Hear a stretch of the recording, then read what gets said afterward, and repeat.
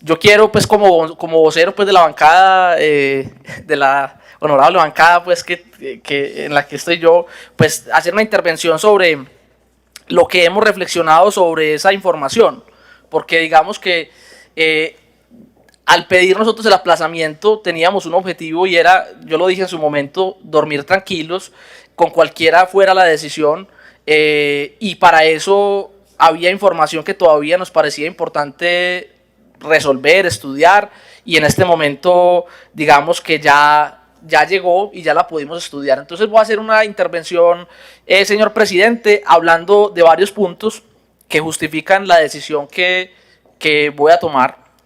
En primer lugar, hablaré de una visión de Estado, que por supuesto las visiones de Estado están en disputa.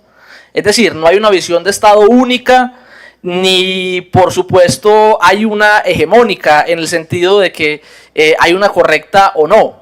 Hay múltiples visiones de Estado. En nuestro país ha primado una visión de Estado en las últimas décadas gracias a gobiernos que han estado digamos, haciendo reformas que han llevado a una lógica neoliberal. ¿Qué es la lógica neoliberal? Para resumirla brevemente, es poner un lente que viene de la empresa privada de los negocios y hacerle suma al Estado a partir de esa lente, esa perspectiva de la lógica de las finanzas, ¿cierto? Y esa lógica ha llevado a decir que el Estado no es eficiente en sectores y por lo tanto hay que reducir el Estado. Y el Estado se debe reducir porque no es eficiente y genera problemáticas cuando interviene.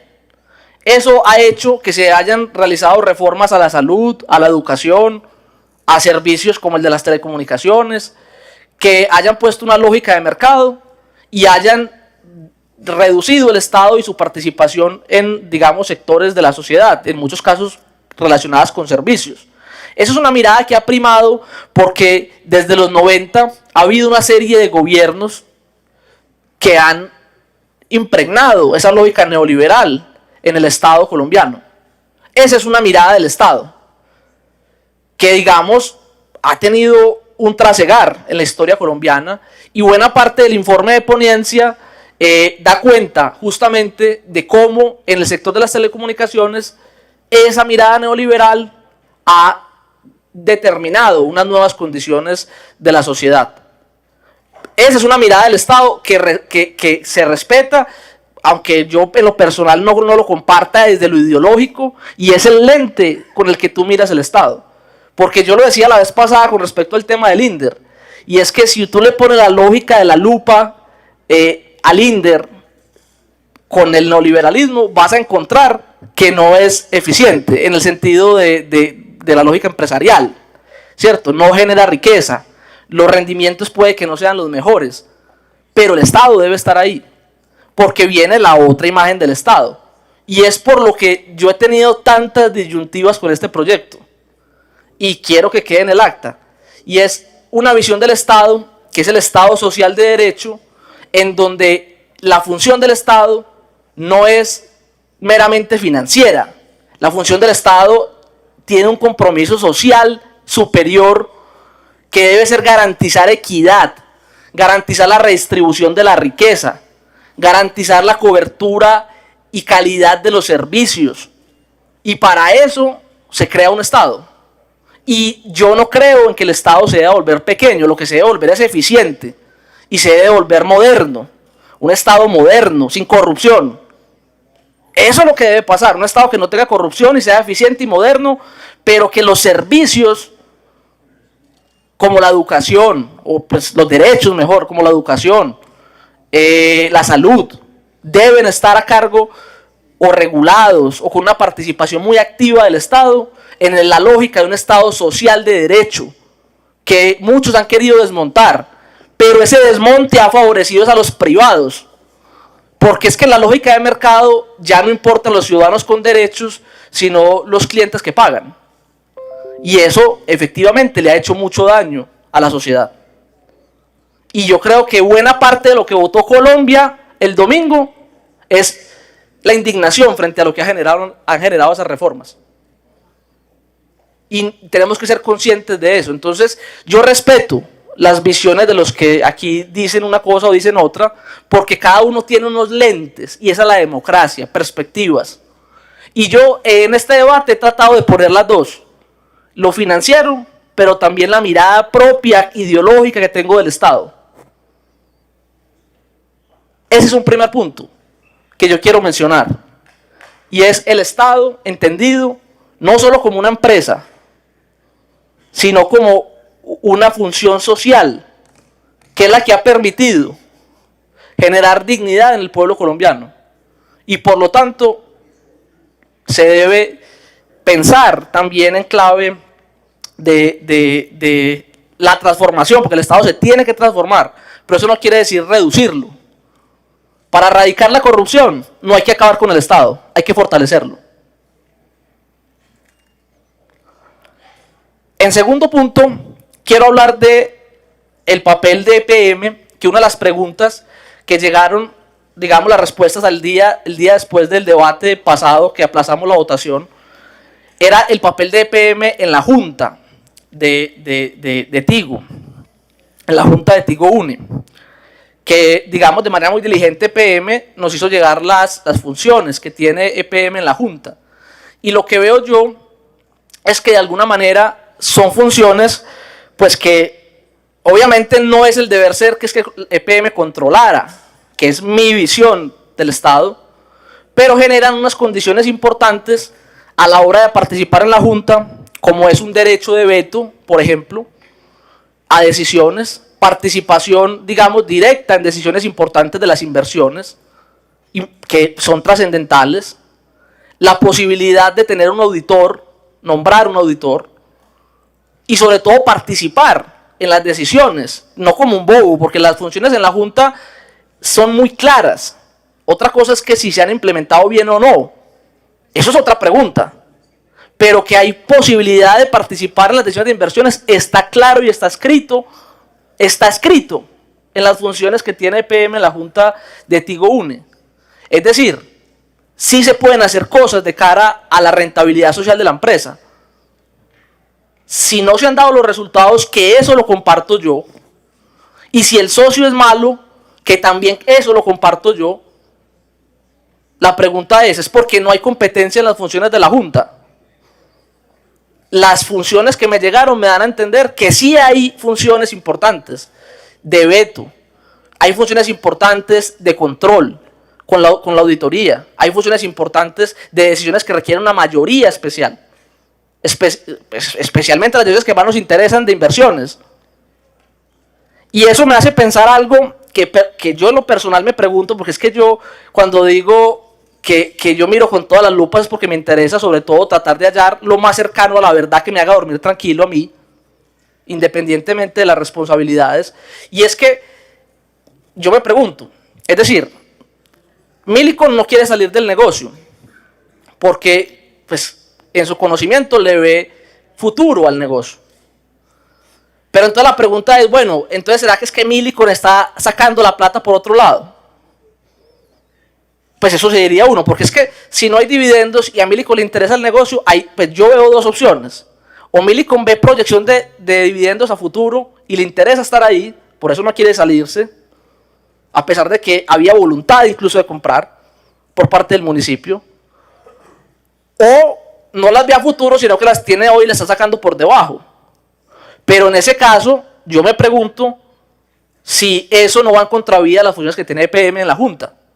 Porque hay unas funciones donde se aprueban, y ahí lo mandaron escrito, inversiones, cómo se contratan filiales. Y también la auditoría que EPM pone en la empresa. Entonces, en cualquiera de los dos casos, hay aristas de reflexión. O el negocio es bueno a futuro, o el negocio es bueno hoy. De todas maneras, eso sí, pues, hay que vigilarlo y hacer mayor control. Y para eso el papel de EPM en la Junta, y para eso otras reflexiones que voy a hacer aquí más adelante, que no son menores. El tercer punto, quiero hablar de los trabajadores. ¿Por qué hablo de los trabajadores, de los miles de trabajadores con los cuales he tenido la oportunidad de conversar todo este tiempo, que yo lo he aprovechado también para el diálogo, para escuchar, porque a mí me gusta escuchar las diferentes miradas, como he escuchado a EPM, como he escuchado a la alcaldía, como he escuchado a los sindicatos. Y el acuerdo que permitió la fusión de UNE con Millicom, pues, para, digamos, lo que hoy es Tigo UNE, le da unas garantías a los trabajadores que, por supuesto, según ellos se han visto perjudicados, pero que al menos se conservan unas mínimas garantías a unas personas que vale la pena decir que son las que hicieron grande EPM, que son las que construyeron la empresa, construyeron EPM, miles de familias, que a mí me parece que no es despreciable considerar sus voces, porque son personas que en buena medida lo que nos hace orgullosos hoy de EPM lo hicieron ellos. Esos empleados que construyen, que yo conozco algunos de ellos, que hoy se sienten a la deriva porque el proyecto como está concebido hoy no les puede dar ninguna garantía cuando una empresa sea 100% privada. Aunque hoy tiene un contrato privado, el hecho de que EPM esté en la Junta conserva unas garantías con el acuerdo pasado. Y cuando uno tiene una visión del Estado social, no puede ser ajeno a la preocupación de miles de familias. Y particularmente yo los he escuchado y los respeto y les tengo cariño.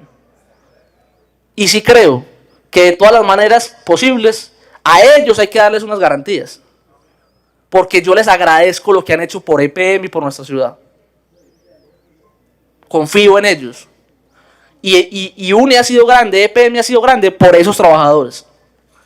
No por los políticos que eventualmente tomamos decisiones. Nosotros, maldita sea, nosotros nos vamos. Pero son los empleados de aquí que han generado que la empresa sea grande. Y no los voy a dejar de lado. Y los consideré en esta decisión. Y por eso tengo un punto particular para ellos. Porque hoy, con esta decisión, hay que decirlo, tienen miedo.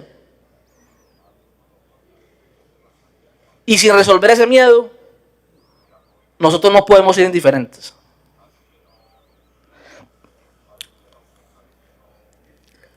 El siguiente punto, cuarto punto, a propósito de lo que el señor gerente, a quien también le agradezco su diligencia en aportar en este debate desde el respeto a la democracia, porque esto es el respeto a la democracia, y es que hay diferentes miradas del Estado, de las cosas, y eso yo lo valoro, porque yo no me he sentido en ningún sentido presionado o maltratado por mis reflexiones y mis preguntas, y espero que no sea así de aquí en adelante. ¿Es estratégico o no que EPM esté ahí? Así empezó la intervención, si no estoy mal, del gerente la vez pasada. Y es, bueno, esto es un gran debate porque va a determinar el rumbo de EPM, dónde queremos que esté EPM. Que yo respeto las miradas también que dicen que EPM se debe concentrar en otros sectores en los que tiene más experiencia que en el de las telecomunicaciones. Pero no puedo dejar de preguntarme tampoco si hoy, que el Internet es un servicio esencial, que estamos en la cuarta revolución industrial, que Medellín, propuesta que yo apoyo, va camino al Valle del Software, propuesta que yo apoyo, porque leer lo que va a pasar en el mundo, no solo ahora, sino más adelante, con las tecnologías. Si además el Congreso le ha dado la categoría de Medellín de distrito de ciencia, tecnología e innovación, lo cual nos da una vocación como ciudad, que el alcalde Daniel Quintero la ha defendido en su plan de desarrollo. Y si a eso le sumamos, entre otras cosas, la importancia de que el municipio pueda tener un vehículo expedito, donde tenga su patrimonio, para mejorar la conectividad de Medellín. Mire, el tema de la conectividad es un asunto que ya dejó de ser una cosa de entretenimiento. Hasta la misma democracia ocurre hoy en las redes. Imagínense que hay candidatos que se negaron a ir a debates, que solamente los pueden escuchar en redes sociales. Imagínense eso pasó. Y buena parte de la ciudadanía no tenía acceso a internet. Entonces ya no tener conectividad nos excluye hasta de la democracia. Nos excluye hasta de la democracia no tener internet. Hay que garantizar que Tigo Une pueda ser un vehículo. Obviamente, con las competencias que tiene el municipio. Pero es que para eso hay un patrimonio allí. Para mejorar la conectividad de la ciudad. Y ahí garantizar derechos múltiples que tiene la ciudadanía a estar informada, a participar de la ciudadanía global, que no es cualquier cosa. Y afortunadamente, se viene una época de cambios. El país votó el domingo pidiendo que no sigan las reformas neoliberales. Al menos así lo leo yo como concejal. Ya voy a acabar, señor presidente, si me da 5 minuticos. No hay problema, señor concejal, pero si lo hacen 3, mucho mejor. Entonces el país votó por una serie de reformas que desmontan la lógica del Estado neoliberal que ha gobernado este país durante muchos años, con la venia de sectores políticos. Y eso genera, y yo lo dije y lo dije en varios momentos, para mí la elección presidencial no es ajena a este debate, no es ajena a este debate. Y quiero dejar muy claro que no estoy diciendo que es que Petro va a expropiar a Millicom, eso lo quiero dejar muy claro, no es lo que estoy planteando. Lo que estoy planteando es que el país eligió contra todos los pronósticos un gobierno de cambio que promete cambios en las políticas, incluyendo las del sector de las telecomunicaciones. Al menos esa fue su propuesta y eso está en su programa de gobierno. Entonces ese cambio, ese voto popular que les gustó a unos y a otros no, como es normal en la democracia, resulta que es un elemento estructural de este debate. Y es que buena parte del informe de la ponencia habla de la regulación nacional y el cambio de políticas. Pero resulta que se acaba de elegir un gobierno que propone cambios estructurales en esa regulación de esas políticas. Y que ojalá le devuelva a los municipios competencias importantes en el sector de las telecomunicaciones. Y eso, por supuesto, no se puede ignorar en el debate. Porque todo debate tiene aristas, contextos, y la discusión no se da ajena a todo lo que pasa. Yo considero además que yo he tenido, y lo he dicho, he sido muy duro con Millicom. He sido muy duro con Millicom porque me parece que no se han portado bien con Medellín.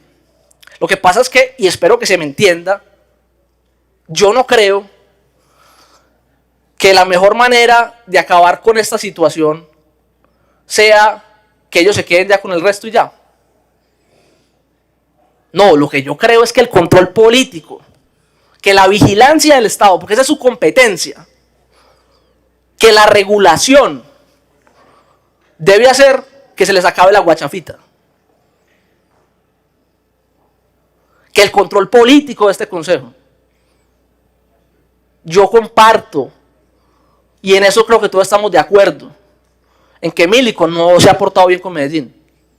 Ahora bien, lo que tenemos que hacer, en mi criterio, respetando los de los otros, porque tienen el derecho a tener sus miradas y sus lentes, y espero que se me respete el mío, que lo he venido construyendo todo este tiempo, es que la mejor manera de frenar los abusos de Millicom no es dar la potestad de que compren el resto de la empresa. Es ejercer el control que tiene que hacer el Estado en un servicio y donde está su patrimonio.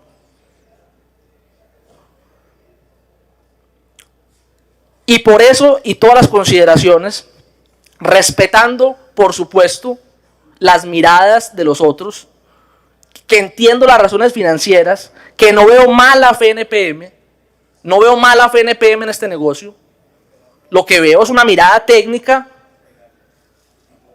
que tiene una visión del Estado respetable en su contexto, pero que aquí hay una mirada de otros, en mi caso, porque insisto, creo que no todos los que van a votar que no comparten esta visión, pero en mi caso es una visión que tengo yo del Estado, y para eso me hice elegir. Que eso tiene una responsabilidad, claro, y de una vez lo digo, que quede en el acta, yo la asumo. Si a futuro yo me equivoqué, yo públicamente salgo y pido disculpas. Es mi responsabilidad política, que es la que me compete a mí.